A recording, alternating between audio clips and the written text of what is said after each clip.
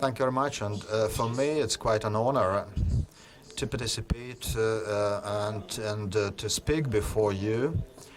However, if you are not offended, I'll better switch to English, since it seems to me it would be easier for you to understand.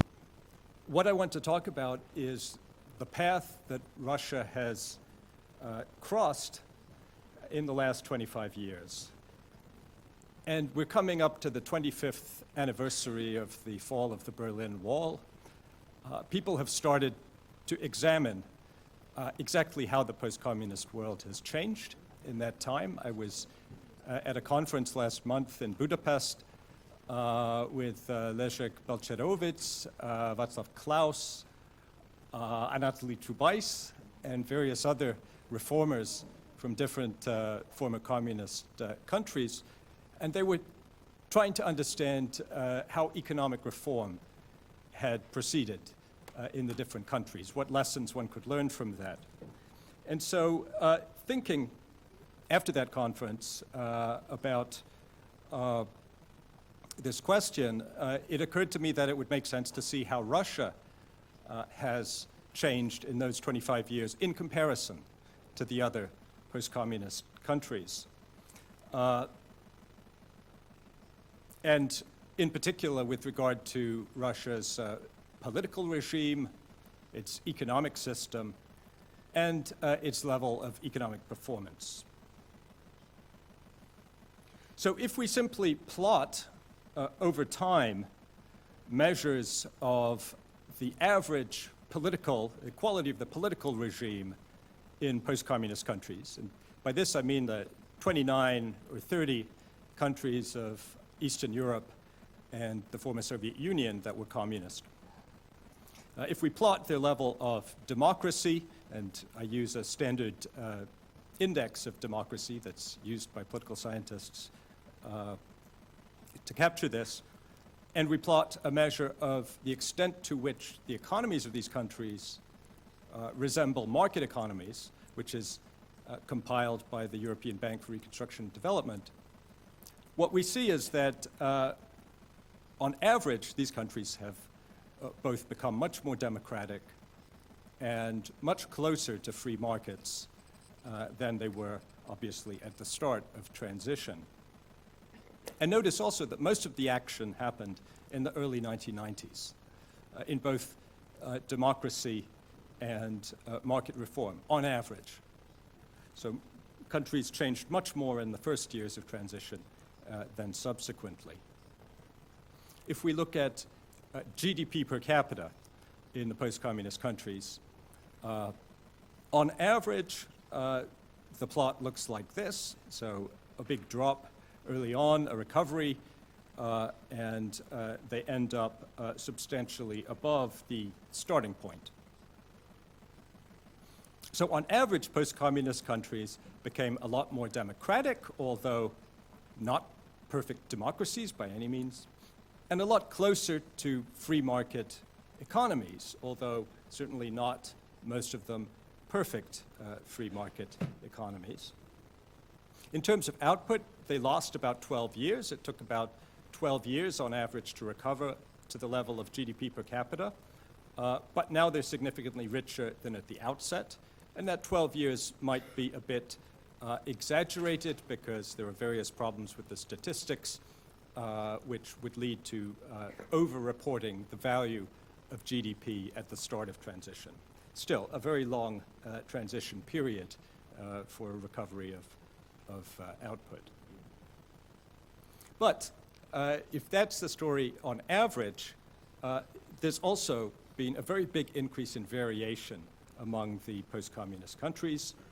So if we look at the political regimes, so this is the average plot in the middle, but there's a huge range from Poland, which became a consolidated democracy, to Turkmenistan, which ended up as authoritarian as it began.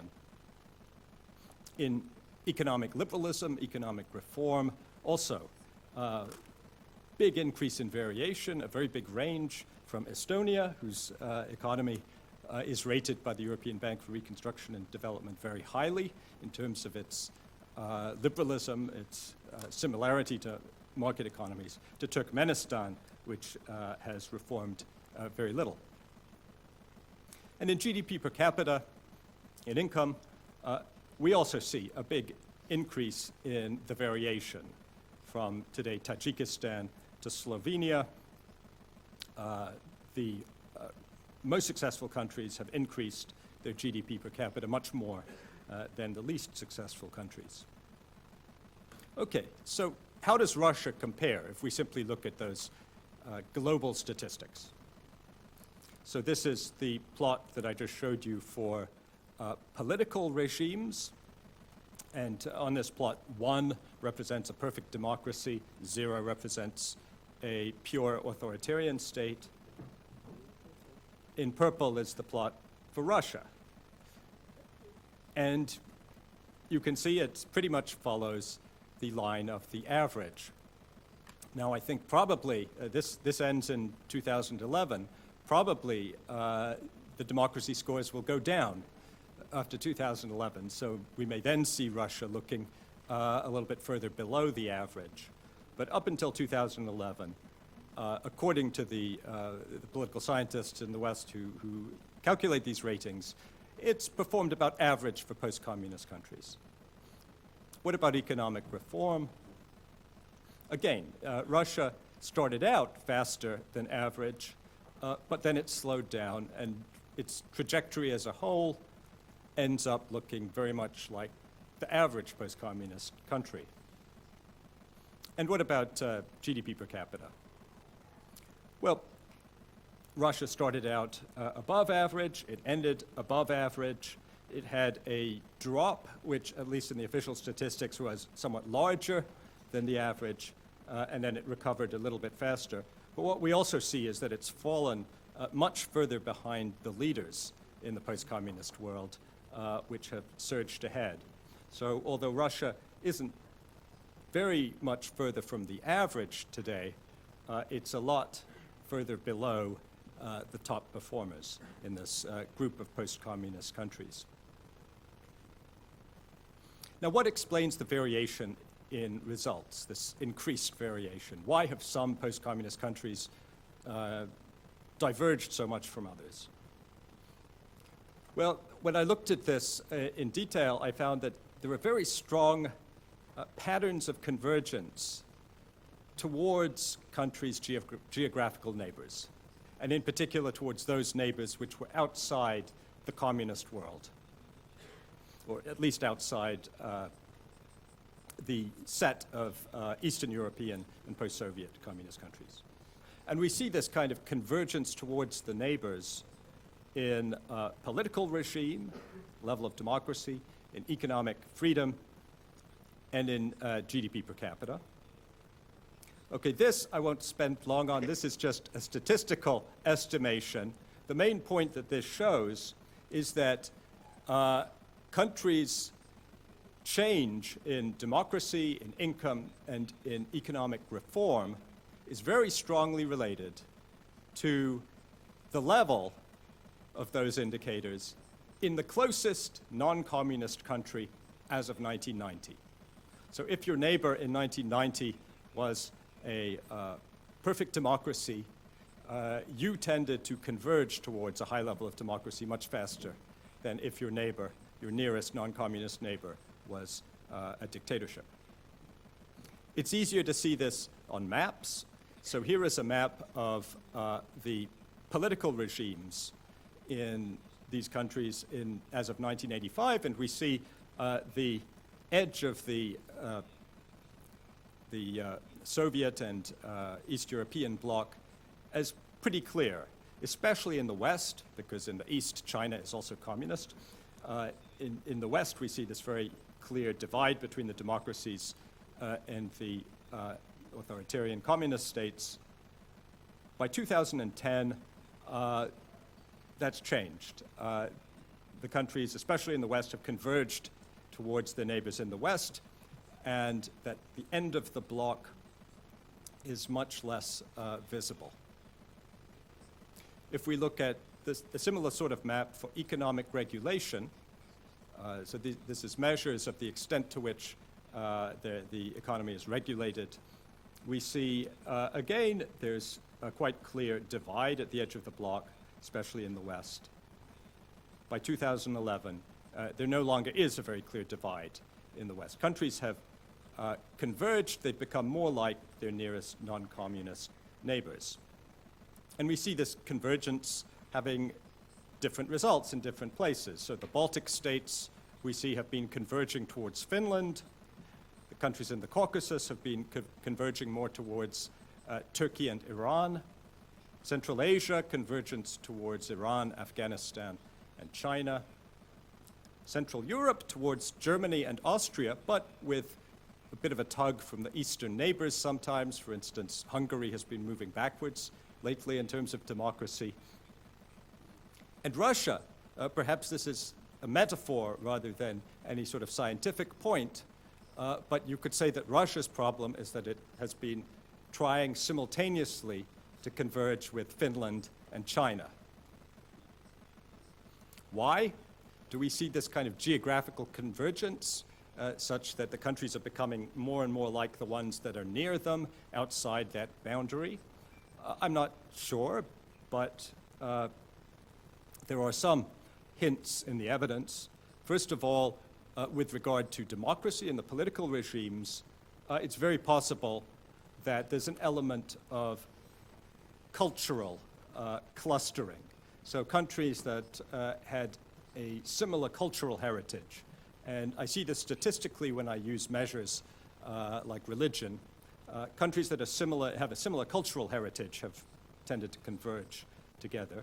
And then, very logically, the length of time under communism. Countries that were under communism for longer have converged more slowly towards the West. In economic reform, it turns out that there's a pretty strong relationship between democratization, so political reform, and subsequent economic reform. Countries tend to reform economically after they reform politically. And we see this even in a short period. So statistically, there's a very significant relationship between an increase in democracy in 1 year and then an increase in the level of economic liberalism the next. On GDP per capita, it seems a little more complicated. There are long-term influences, but there may also be short-term influences.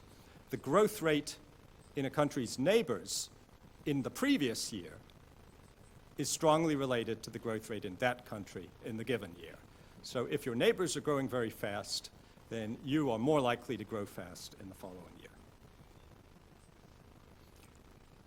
On this point of cultural traditions, it's interesting to note that there were pretty significant differences in attitudes, which are related to culture, in the different post-communist countries at the start of transition. So in 1991, the Eastern and Central Eurobarometer asked samples of the population in a large number of countries the question, is a market economy right for your country?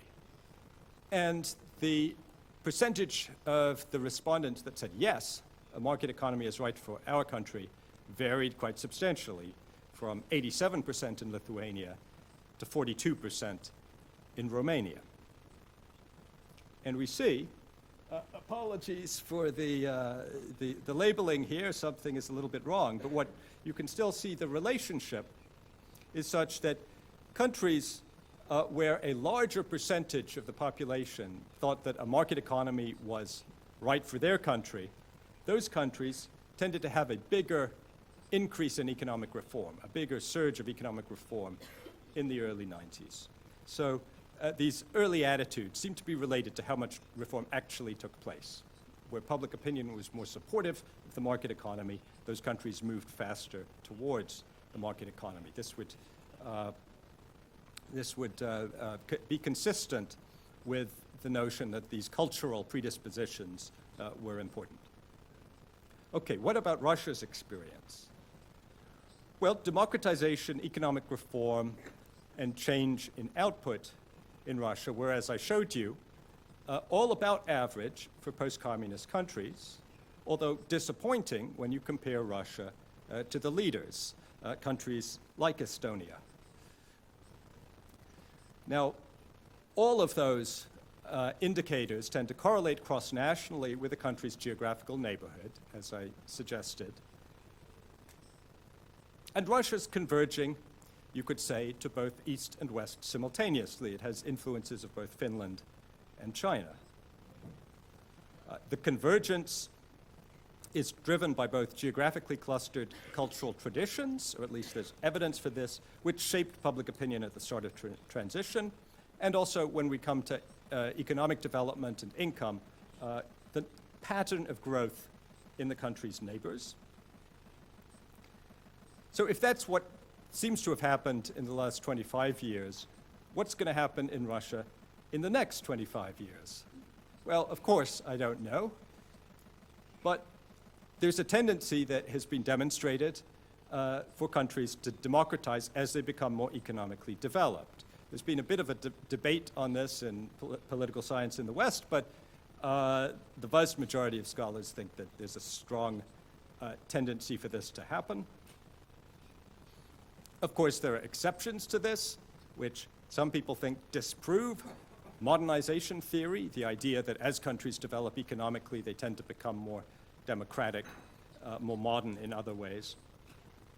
In 1970, the big exceptions seemed to be Greece, Portugal, and Spain, which appeared to be too economically developed to be so authoritarian. They had dictatorships.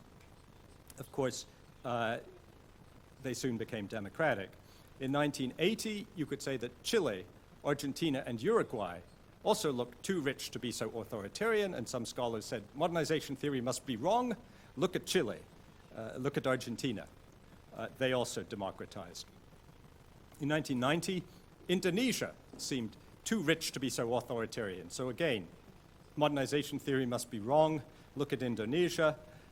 It democratized. And today, we have another set of exceptions that make people think that modernization theory is wrong, most notably China, and even Cuba now looks a bit exceptional.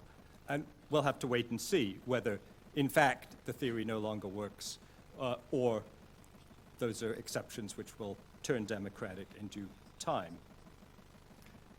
But what we can say at this point is, what we can infer at this point is what the options are based on looking at the pattern of democracy and income in the world today.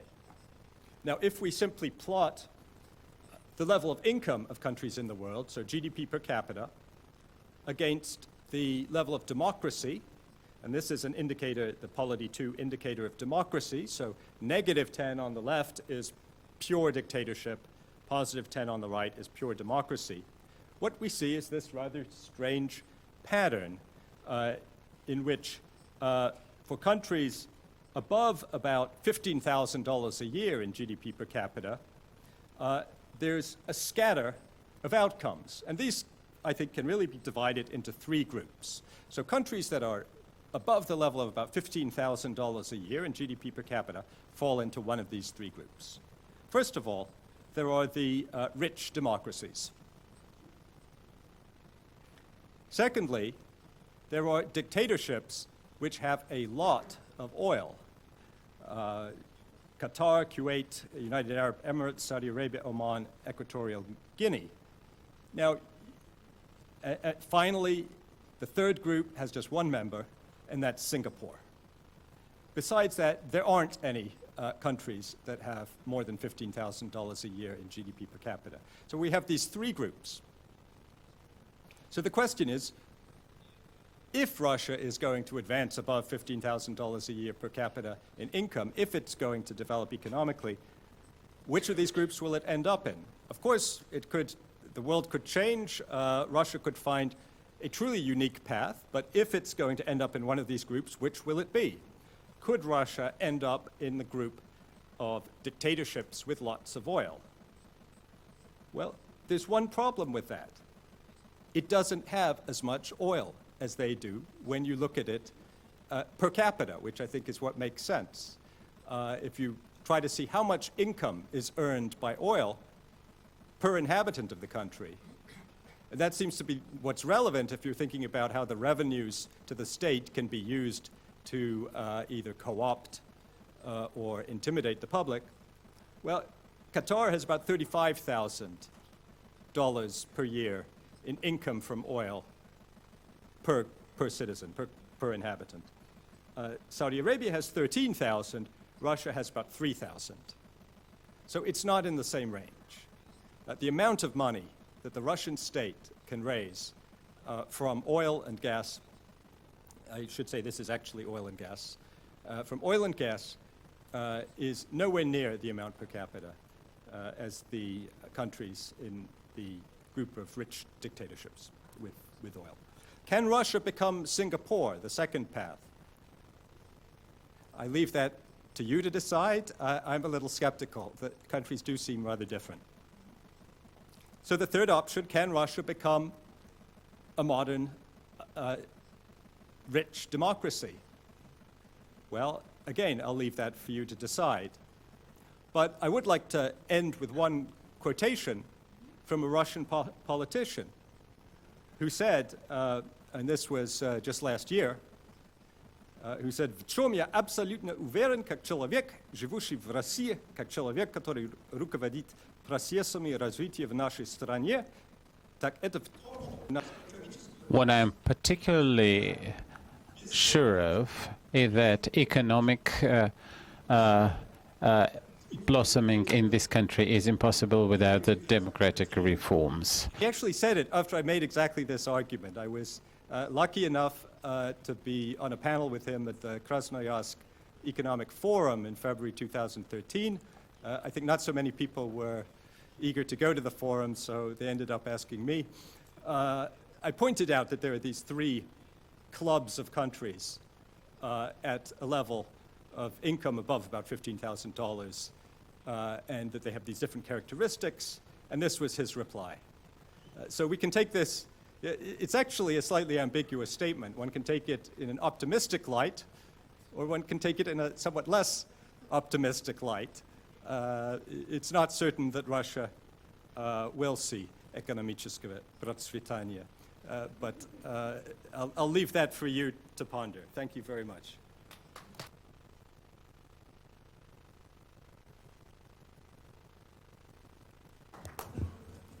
Thank you very much, colleagues. We will have 30 minutes for questions and answers.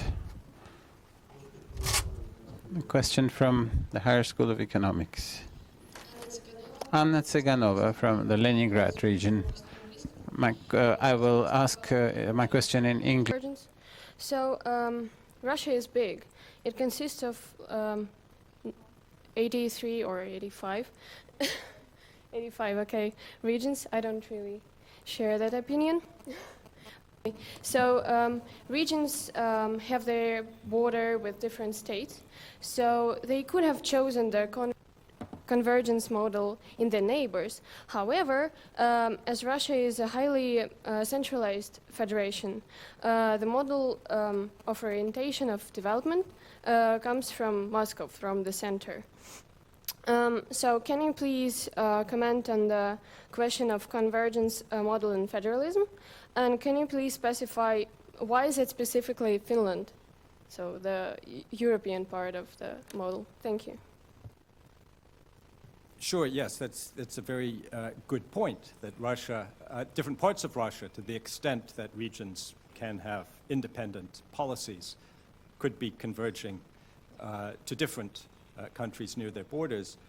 I talked about Finland and China just because those are the countries, if we leave out Kaliningrad, which is a little bit special, those are the countries with which Russia has direct borders, right?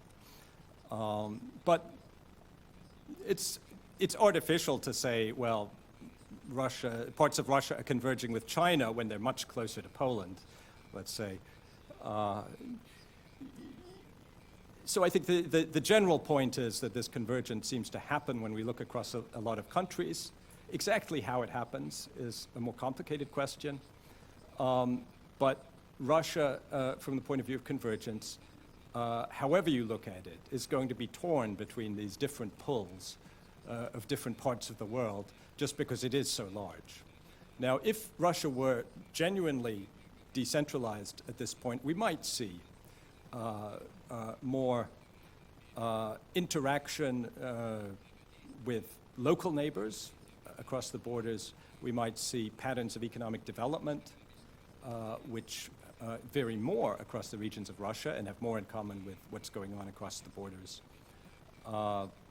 We might even see different types of local politics developing based on different cultural legacies, different traditions. But because Russia is so centralized, and because especially the economy works on such a centralized model with a great deal of redistribution, both direct and indirect, from a relatively small set of regions of Russia that are producing a lot of wealth, we I think will tend to see more convergence of Russia as a country with countries around it. Now, if there were more genuine decentralization, then we would probably see even greater extremes of variation within Russia. The richer parts becoming even richer and the poorer parts becoming even poorer. So then we would see divergence within the country as well as between countries.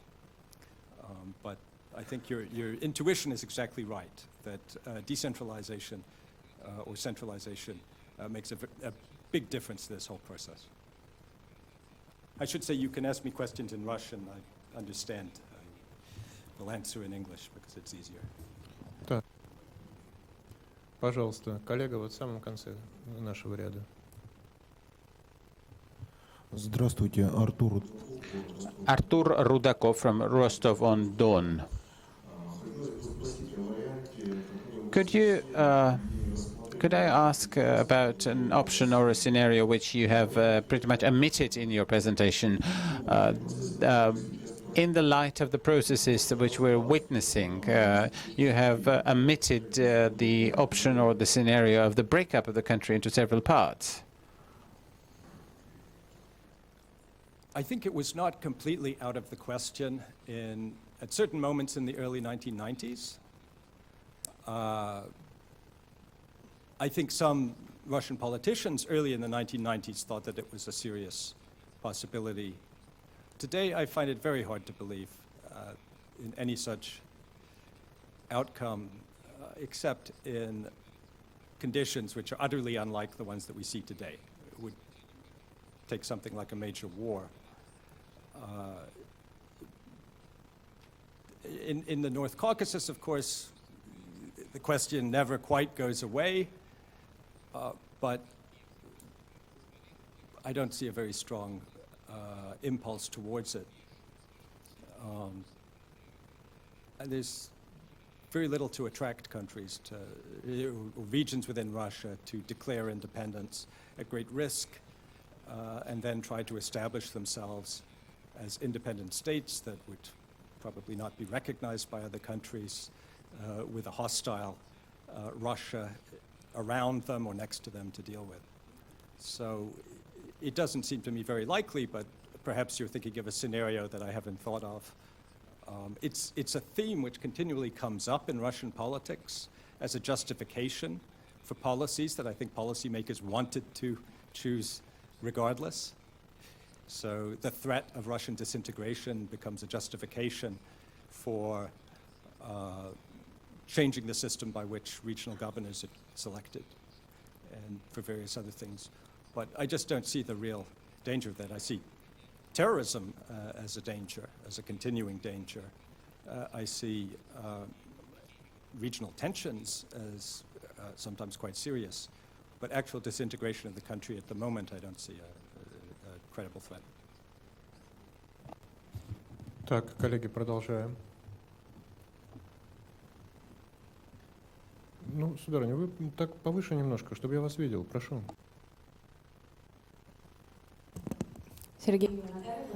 Natalia Sergeyeva from Samara. What I would like just to detailize some figures. What were the criteria for you to make the diagram about democratical development? Like, how did you evaluate the level of democratic development in these or that countries? Because about the economic regulation and GDP, it is more or less clear, but how can we analyze what are the points of democratic development in this or that country? Thank you. Sure. I wasn't very original in this. I used an index of democracy that is the most widely used by Western political scientists, and it's an index called the Polity Index, or the Polity 4 Index in the latest version.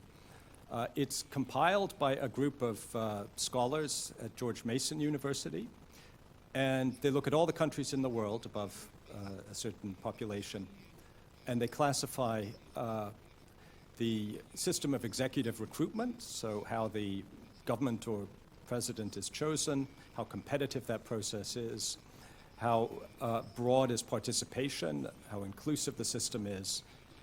They also look at the extent to which there are constraints on the executive, other institutions that limit what the executive can do. So they have various criteria for dimensions of democracy.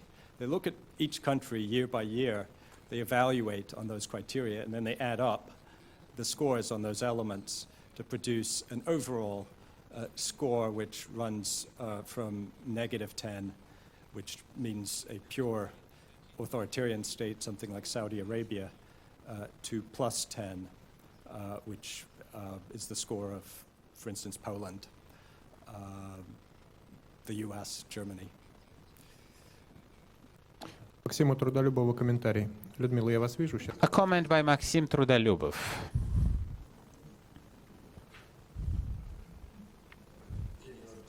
Daniel, thank you very much indeed for this very interesting presentation. What I feel very, very interesting, I'm not particularly aware of this about the situation on the global level but I would like to understand this in terms of how we compare Russia with others. You have mentioned several parameters, but I don't think that in this particular presentation you did not take into account the governance quality indicator by the efficiency of the governance, the voice in the accountability, or the ability to express opinion, the corruption control. According to these parameters and indicators, I think Russia is either moving flatly or else going down over the past 10 years. And with that said, our main parameters for material wealth or prosperity, if you will, the GDP per capita, by the this parameter has been going up, and in this sense, Russia was showing some growth, and it was believed to be a country with a high level of levels of income. With that said, there is still this divergence between the material level, which is supposed to move forward, and the decrease in the qualitative parameters. So there are some examples. Don't you think that these parameters really blur the general picture?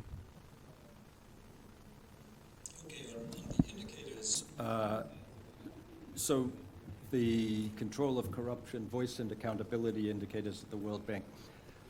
I have some problems with those, in large part, and we could get into the technical side of this, which probably wouldn't help, but in large part, the control of corruption indicator used by the World Bank is a measure of opinion of world experts. And it's not very clear that that's based on any direct knowledge of the level of corruption. I've studied this and I've looked at other surveys of people. And in the TI, countries. Transparency? The Transparency International, their main corruption perceptions index is Yeah, exactly but that's the same. perception. That's called perception. Corruption perceptions, Yeah. exactly. They have another survey where they ask inhabitants of each country, have you or a family member been asked to pay a bribe during the last 12 months? And what's interesting is when you plot the answers to that question against the corruption perceptions index of the international experts, essentially, there's some correlation, but it's pretty weak. And among the countries which are perceived to be very corrupt, in some 10% say they've been asked to pay a bribe, and some 90% say they've been asked to pay a bribe. So there's a huge range. When I first saw that, I started becoming less confident of those indicators, the perceptions indicators, as indicators of corruption. I think they're very good as indicators of international perceptions. And so I would expect the perception of corruption in Russia to have increased over the last 10 years for various reasons. But I think your main point that democratic accountability, government effectiveness, and so on, if we looked at those indexes, they'd have been pretty much flat or maybe decreasing a little over the last 10 years. I think that's very much in line with the polity index, which is a measure of democracy, which is not exactly the same thing. But if we look at the purple line here, it went up a little bit in 2000 because there was a handover of power in an election, essentially. It went down in about 2007 because they thought the elections in 2007 were significantly worse. We don't see for after 2011, and as I said, I suspect that this may go down a bit more.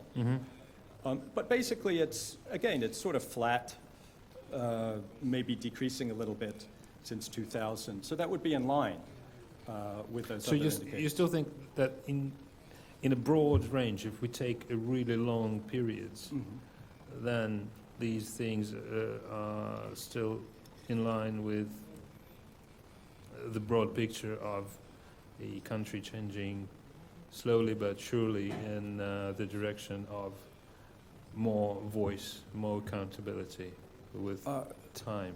So Russia's case is not even special.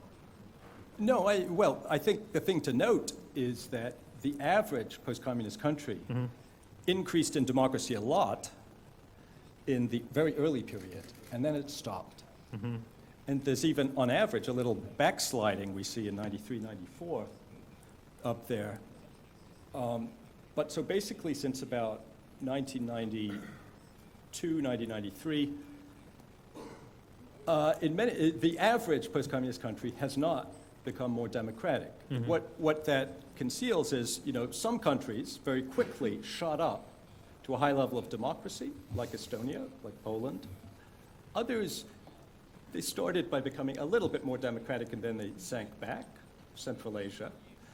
And other countries sort of got stuck in the middle, and Russia's one of those, like Ukraine.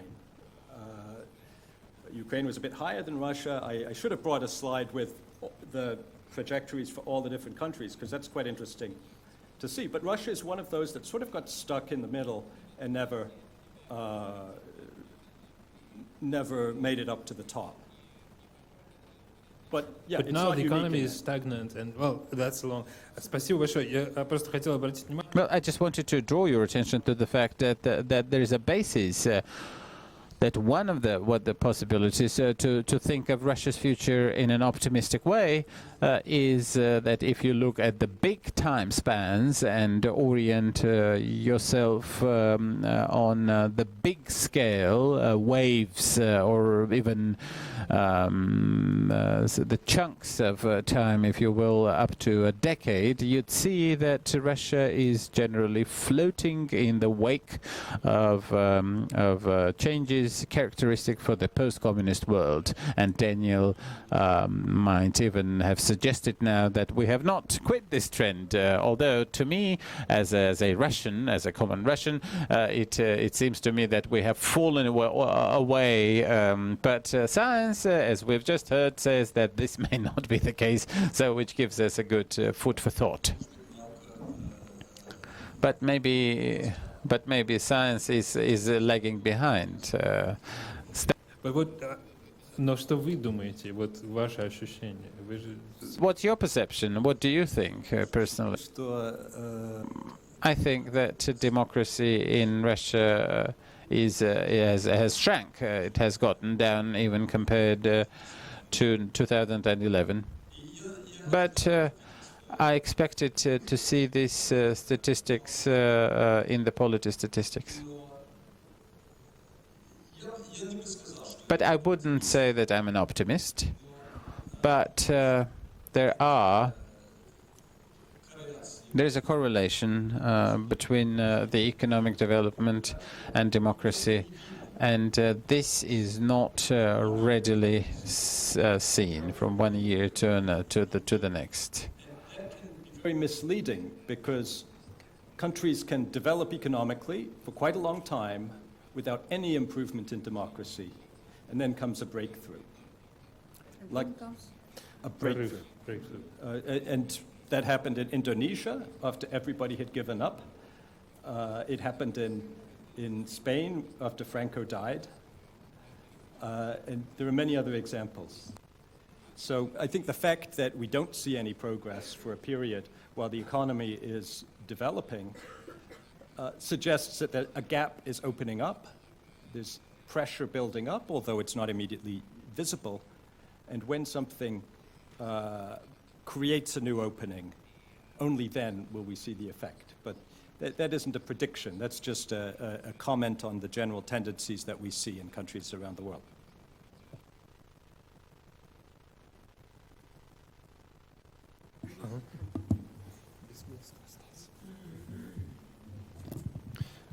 Господин Трейсман хотел спросить. То есть I wanted to ask Mr. Treisman, there is a little less democracy, but is this still a normal country, you know?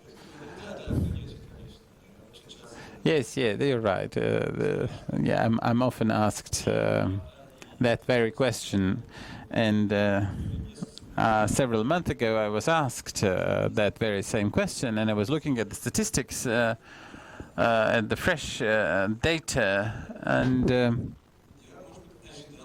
I expected that we had to depart from my statement. But what do you call it? Semi-normal? How can you retreat from this statement? You just have to try and understand what I meant.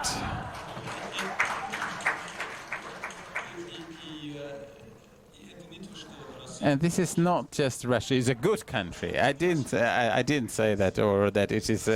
Russia is a beautiful country. Although I do think it's a beautiful country and a great country.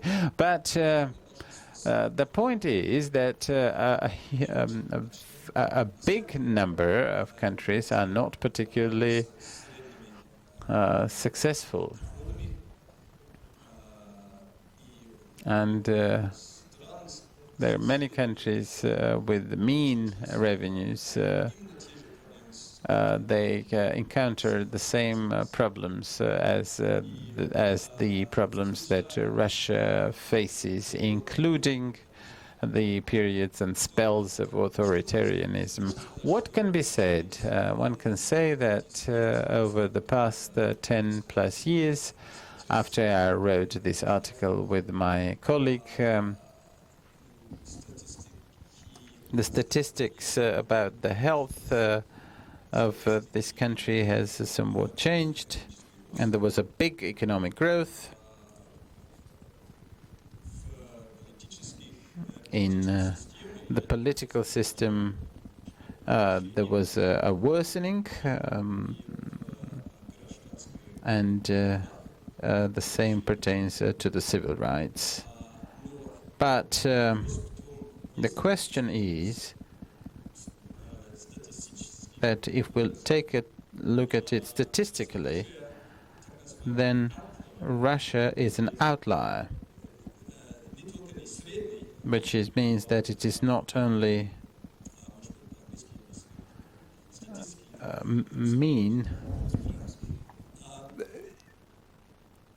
Most normal people or normal countries are not exactly average. To say that they're normal means that they are not extremely far from the average. So if we think of a normal distribution in statistics or Gaussian distribution, we usually think that those countries that are in the top 5% or the bottom 5% are statistically different. Or we can say with great confidence, or certain confidence, that they're statistically different. Russia is still pretty much in the middle on most criteria when I look at countries at the same income level. So although emotionally one would like to register the fact that things have gotten worse in Russia in some ways in the last 10 years, but the statistics don't suggest that Russia is radically different from Malaysia or Turkey or Argentina in many of these ways. I think we're getting to the point where if democracy gets, if the political system gets less democratic and Russia gets richer, it will become an anomaly. And we see that in the graph with these three groups. If it gets much above its current level, then it'll be another point, which at the moment looks like it won't fit in with any of these groups. Коллеги, обратите, кстати, внимание на этот тезис эксперта, потому что if you could notice, we are often considering our case as something unique and extraordinary. I think this is yet another case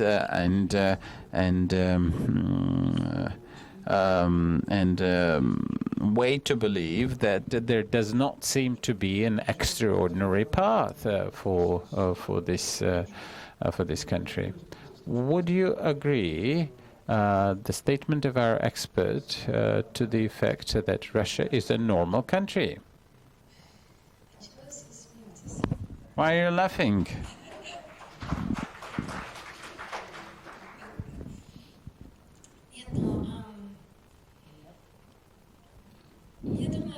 Well, I think that Russia is a great country and a country with a huge potential, not just economically speaking, but politically speaking, culturally speaking. What I would like to see in Russia is more healthy trust in itself. Sometimes,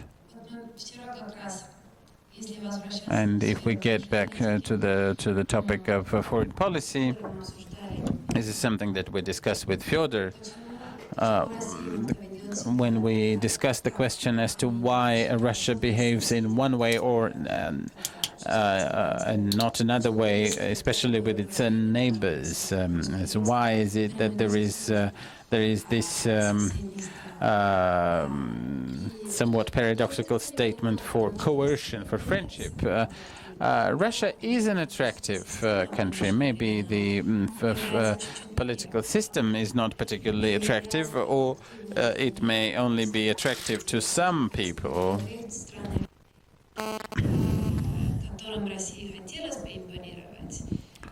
But the country itself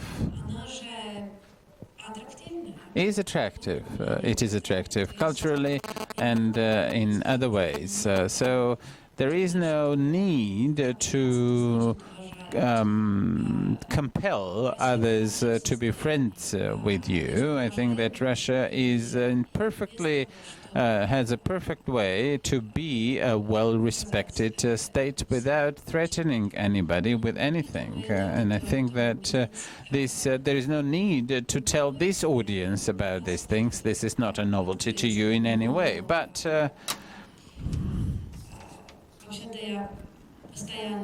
I'm always surprised by the behavior and the rhetoric of some of the Russian politicians who seem to complain that they are not trusted, that they can only defend their positions by force.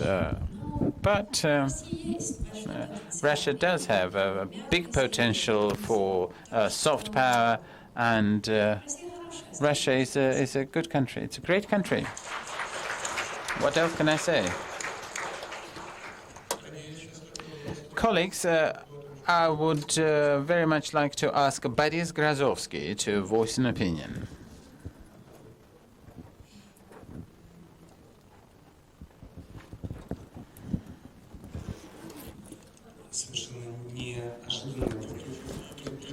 Well, this is an unexpected proposal for me to voice an opinion. There's a discussions we've had with Daniel for several years about what we could call a normal country, and Alexei Zakharov from the Higher School of Economics and several other experts participate in our debates. The problem is there, and the concept of Daniel is extremely attractive, although it may not be responsive. It may not respond to the thoughts of those who live in Russia and have never lived in Argentina or Turkey or Indonesia 30 years ago. And so we have our own perception, our own view. But the interesting statement here is that when we're taking these investments and when we take the World Bank's indicators for the accountability, the Polity 2 index, we are getting one type of indexes, and probably it's question to Daniel as to how you can replace and substitute these indicators with others, although I'm not quite sure as to what freedom or other indexes could have been about, or how we can extrapolate these to other indicators. But indeed, at some point the indicators start to diverge. if we understand that yes, Russia still remains a normal country, if we change this reference group, if we change the reference group and stop comparing to US, Europe, and rather compare it to Turkey, Indonesia, and then it's more productive if from normality we are moving away from. To which extent, as you think, how fast we can get away from it? How fast is this movement? Will it be shown in the statistical models or not, this result in 2 or 3? Or will it? Well, where are we moving? So the first part was about using other kinds of indicators, such as the Freedom House or Heritage Foundation indicators. And the second part was, if I can paraphrase, how quickly can Russia become abnormal, and how soon would we notice if it did so through the statistics? So on the first question, yes, I've looked at quite a lot of different indicators, and there are pluses and minuses associated with various indicators. The Freedom House indicator, one negative aspect is that it's on a 7-point scale, whereas the Polity Index is on a 21-point scale. So it's harder to see big distinctions. Another problem with the Freedom House figures is that there's a strong relationship between Freedom House and various parts of the US government, and some of the ratings do appear to have a slightly ideological aspect to them. For instance, Russia at one point, I'm not sure if this is still the case, but Russia was put on the same level as Yemen. And I looked into various aspects of the political system and the protection of civil rights in Yemen. And I found things which I am confident one still cannot find in Russia. So I have hesitations about the Freedom House Index because I think, like the Control of Corruption Index, it's in part a measure of perceptions of democracy by certain American experts. And I know some of these experts, and I know how they come up with these ratings, and it doesn't seem to me very scientific. So the second question, so the Heritage Foundation measures of economic freedom, yes, that's, I don't have anything against that rating, and I think Russia would, I haven't tried it recently, but I think Russia would come out looking fairly normal in the sense of not out of the range of middle-income countries on its level of economic freedom. So if Russia were to become abnormal, how fast could that happen and how soon would we notice it? Well, I do have to admit that it is quite hard to become abnormal, given that very few countries are really abnormal. If you think about a class of students, most of them will be normal. Some will be more successful, some will be less successful. But to say that a student is abnormal would imply that they're either unusually gifted or unusually ungifted, that they fall outside the normal range. So I think, I mean, I can give you a definition if you like. If Russia is more than 2 standard deviations from the mean on some indicator, that's a purely scientific definition, then we can say that it's abnormal at that point in that regard.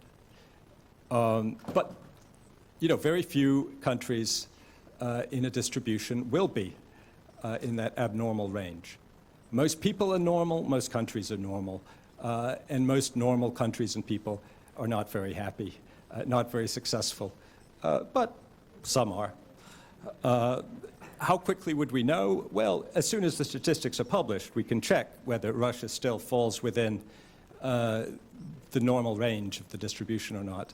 But a lot of these statistics come out a little bit late, so the polity scores are available up till 2011.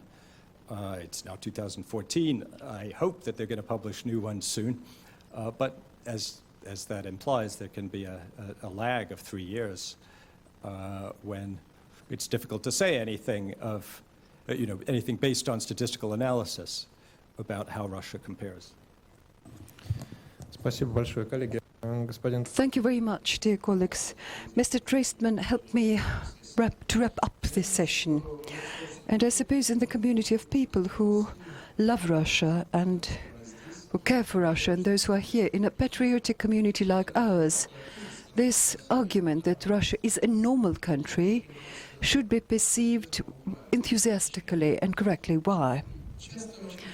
Pretty often we have to observe, and we've spoken about it during this last week, we see some despondence, and some people think, oh, this doesn't work, this fails, this is done in the wrong way.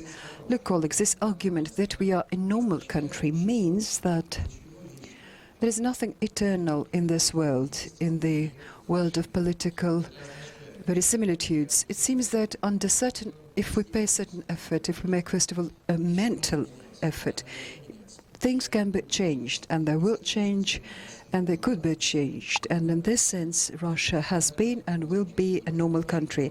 I've repeatedly said that all authoritarian regimes follow the same trajectory in their development. Why is it that we put ourselves in a special sort of pattern or path? Remember what Vladimir Zhuev was speaking about yesterday, but he spoke from the cultural perspective. Any attempt at designating a special path for Russia take it away from the global track. Russia has always thought of it wider than, it always wanted to go beyond its own limits. And I'm sorry for quoting Dostoevsky, who was saying that Russian man is a man above and more than a man. Not above, but more than a man. So together with the two distinguished experts, we have reaffirmed this argument by Dostoevsky, and if we hear from a representative of Estonia that Russia is a great country, we can congratulate ourselves upon it. So, dear colleagues, do let us give a round of applause to our experts.